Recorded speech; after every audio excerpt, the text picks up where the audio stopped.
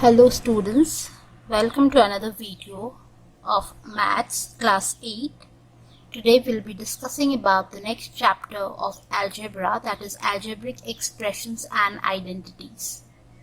Before we start solving the exercise and understanding how to do the questions, let us understand a few fundamental concepts or terms related to an algebraic expression. So what is a constant? A symbol which has a fixed value is called a constant. Like suppose I write 8. That's a constant. 8 will remain 8 always. It is not going to change. Even pi, in maths we use pi symbol. The value of pi is 22/7 and it is fixed. It's a constant. Or if I write 89, that's a constant value. Okay children, next is variable, also what we call as literal. It is a symbol which can be given various numerical values.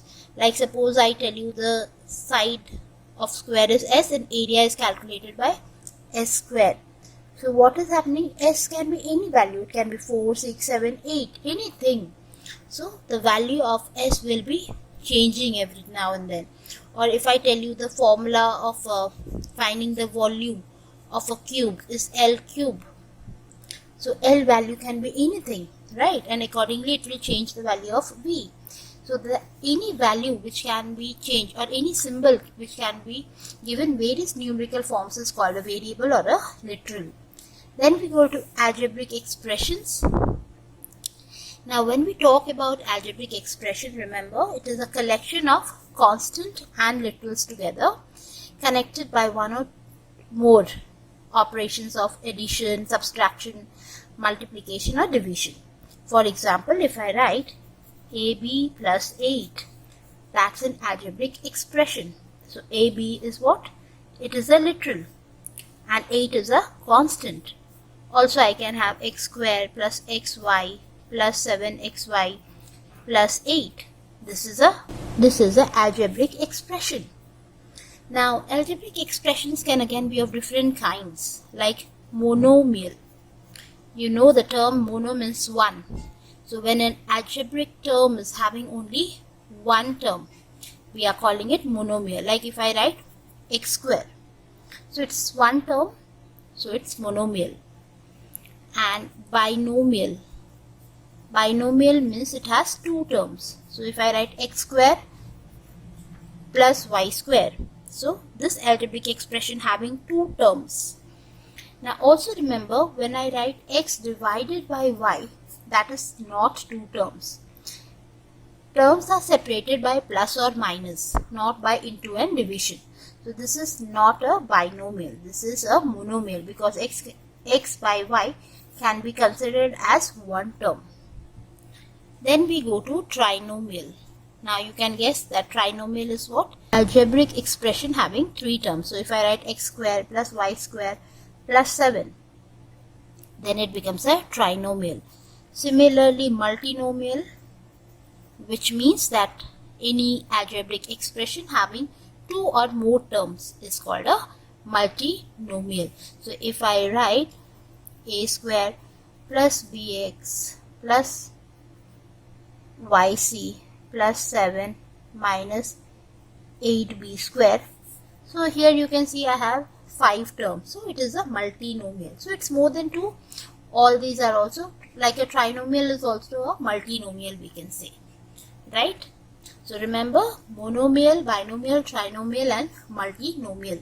Our next term is factors. Now each of the quantity, it can be a constant or a literal, which is multiplied together, they form a product. Now in this we can have a constant factor.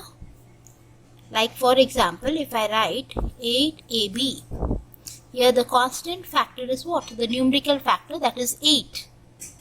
And any factor having literal like ab here is a literal factor. So remember, a factor can be numerical factor or a constant factor because that is not going to change. And then we are having a literal factor whose value can be changed. So factors, what are factors? Each of the quantity multiplied together to form a product is called the factor of the product. So in this, if I ask you what is the numerical factor, you will say 8. Suppose I write minus 7xy. So here what is the literal numerical factor? It is minus 7. And what is the literal factor? It is, you can say y, x, all these are the literal factors of this expression. Now what is a constant term? The term of an algebraic expression having no literal factor. It is a constant term. Like if I have an expression like this, in this 8 is a constant term because it does not have any literal attached to it. So the algebraic expression having no literal factor is called a constant term. Then what is a coefficient? Any factor of a non-constant term of an algebraic expression is called the coefficient. Like suppose I have minus 5p square, minus 5p square cube. This is my term. So in this, if I ask you what is the numerical value, you will say it is minus 5, isn't it? So that is the numerical coefficient. If I ask you the literal coefficient of this term, you will tell me it is p square q. If I ask you the coefficient of q in this part, so except q, whatever is remaining, that becomes its factor, coefficient, minus 5p square. Please understand. Suppose I have an expression like this and I'm asking you the coefficient of z. So what are you going to tell me? 6x square y. This except z, whatever is remaining, that becomes the coefficient of that number. Suppose I'm asking you coefficient of y, only one y. Okay, so here 6x square will remain, one y is taken away, so one y is remaining, and z. So whatever, any factor of a non-constant term of an algebraic expression is called the coefficient of the remaining factors of those terms. So here 1y was taken. So what are the remaining factors? 6x square y z. So like that we are calculating the coefficient of any term in algebraic expression. Next, let us understand like and unlike terms. Now the terms having the same literal coefficients are called the like terms. If they don't have the same literal coefficient, then they are the unlike terms. So for example, if I have AB plus 7AB plus 8BA plus 8AC. So here the like terms are AB, 7AB, 8BA, because AB and BA are the same thing. So when I have to add this, for example, I can add these like terms. I can't add the unlike term. Okay, remember, we'll be doing it later also in this video. So AB plus 7AB will become 8AB plus 8BA will become 16AB, I can write, plus 8AC. So these two terms are unlike. Why? Because here AB is the literal and here AC is the literal. So when the terms are having the same literal coefficient, we call them the like terms. Otherwise we call them the unlike term. One more example. Suppose I am having 5x square yz minus 3x square yz and 3 by 5 yz x square. Are they like? See, all are having x square, all are having one z, all are having one y. So yes, they are like terms.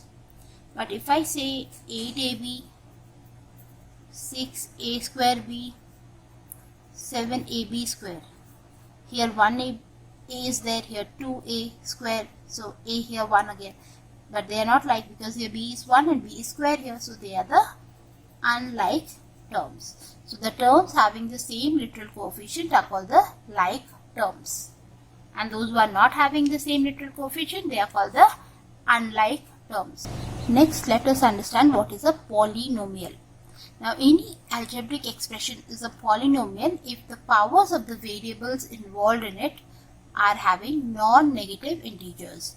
Like for example, if I write 8 minus 2x, Here the power of x is how much? If nothing is written means it's 1.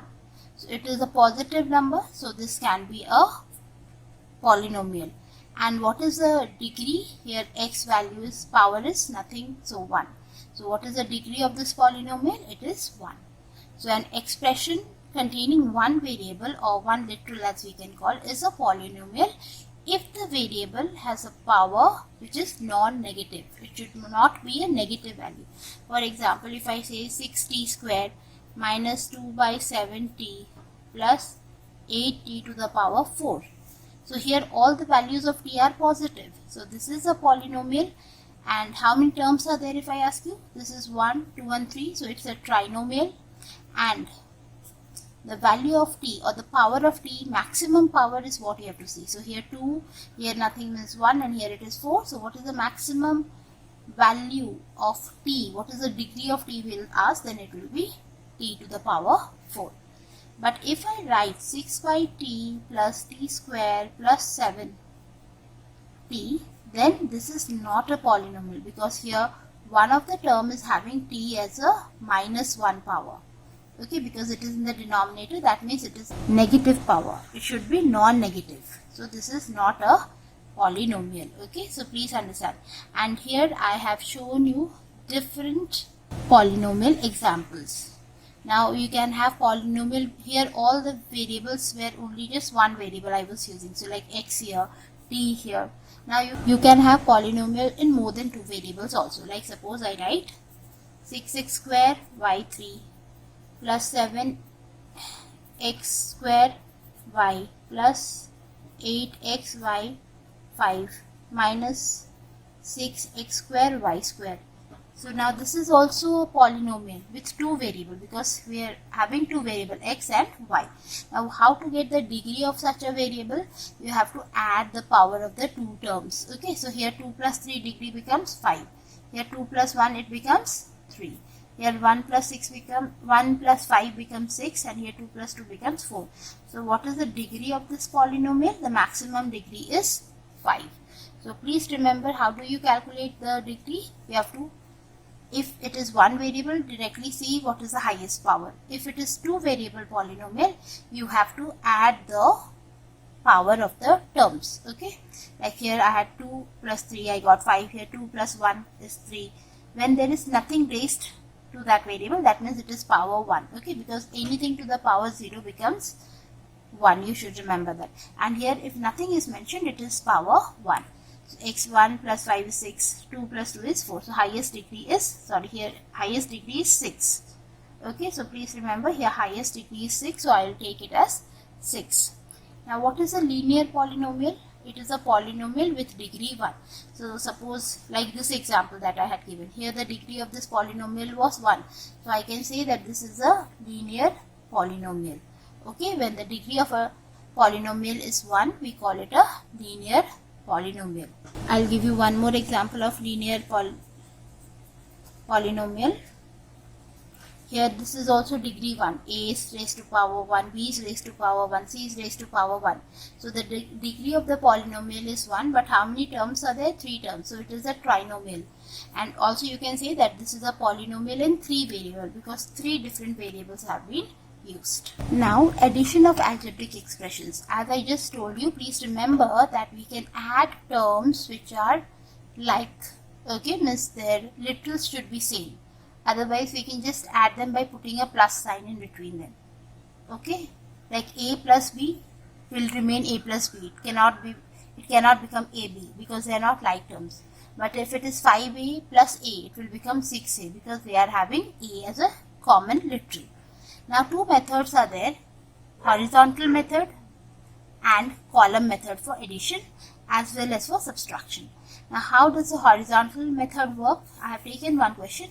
I will solve this question in both the forms and show you.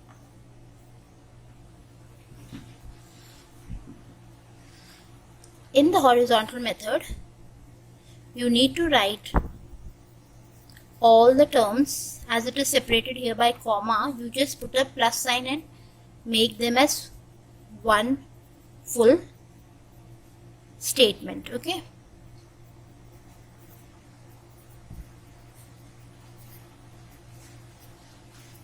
So this becomes one full algebraic expression. Now you have to find out which are the like terms here, isn't it? So x square, do I have another x square? Yes. So bring them together. Minus 4x square. Then there is no more x square, so I can go to the next term. It is minus 5xy. I have minus 9xy. I have plus 7xy. Then I don't have anything similar. Then 4y square plus 7y square plus y square. Then I am having minus 1 plus 5 and minus 13. You can see I have now put all the terms in a order. Like I have all the like terms close to each other so that I can solve them. Now here 3x square minus 4x square will give you how much? It will give you minus x square. You know the principles of integers. 3 minus 4 is minus 1, not just plus 1.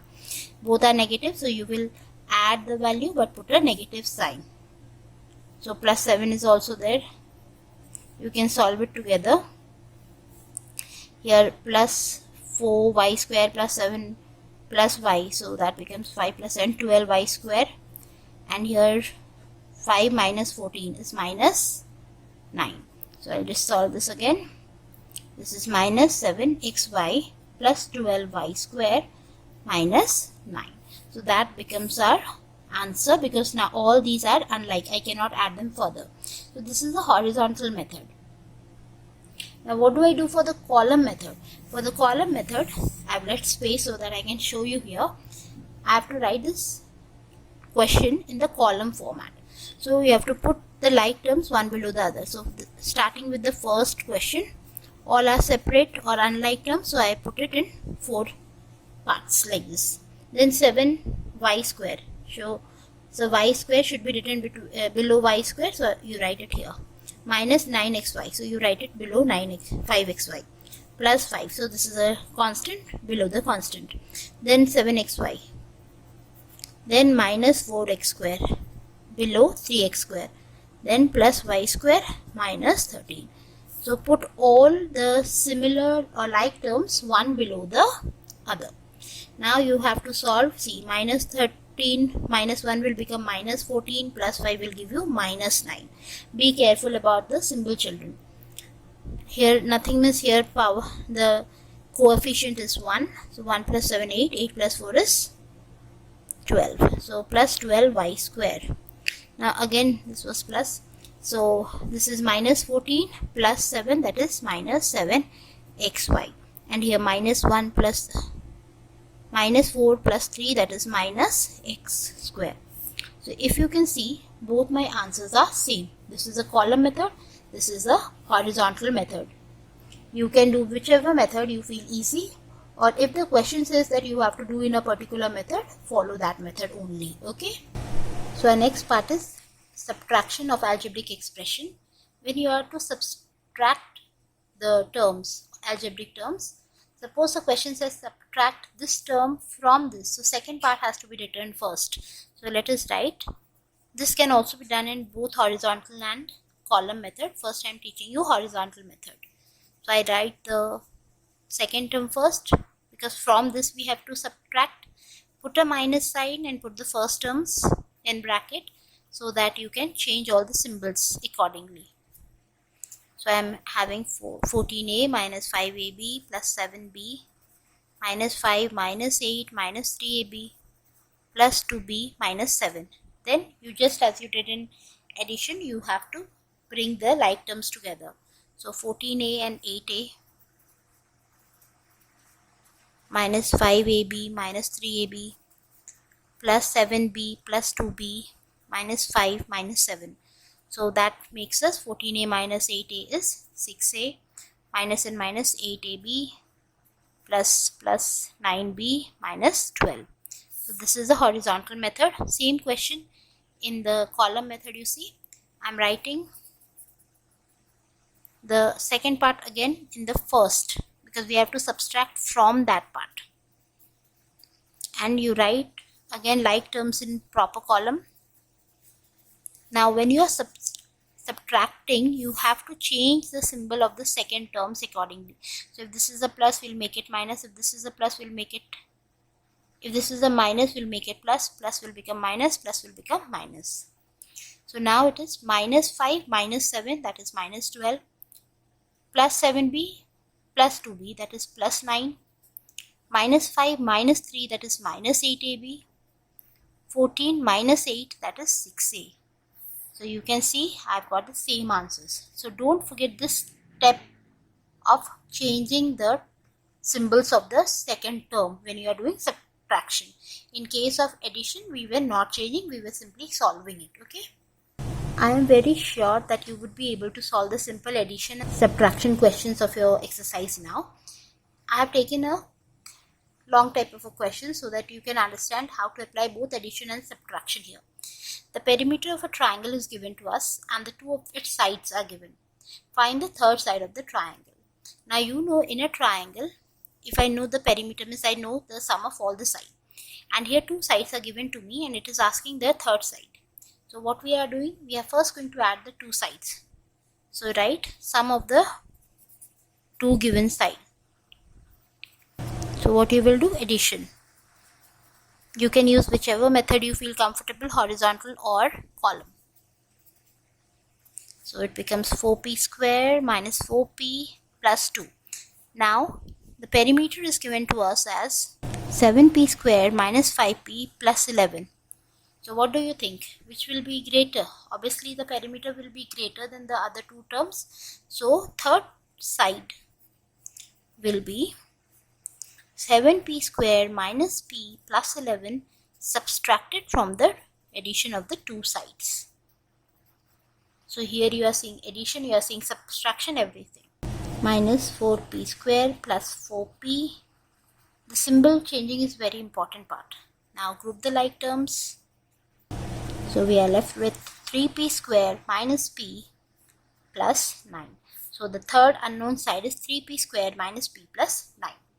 So with this I am very sure, my dear students, that you would be able to understand the concept of algebraic expressions, what are factors, coefficient, when do we call a term as a monomial, binomial, trinomial, multinomial. In a polynomial, remember that the non-negative integer should be there of the variable whichever we are talking about. If it is in the denominator, if any variable comes in the denominator, that will not be a polynomial, because polynomial cannot have a negative power. Okay. And how to add and subtract the algebraic expression. And please, if you like the video, comment in the comments box below. And don't forget to like the video and share it with your friends so that they can be helped as well. Thank you for watching.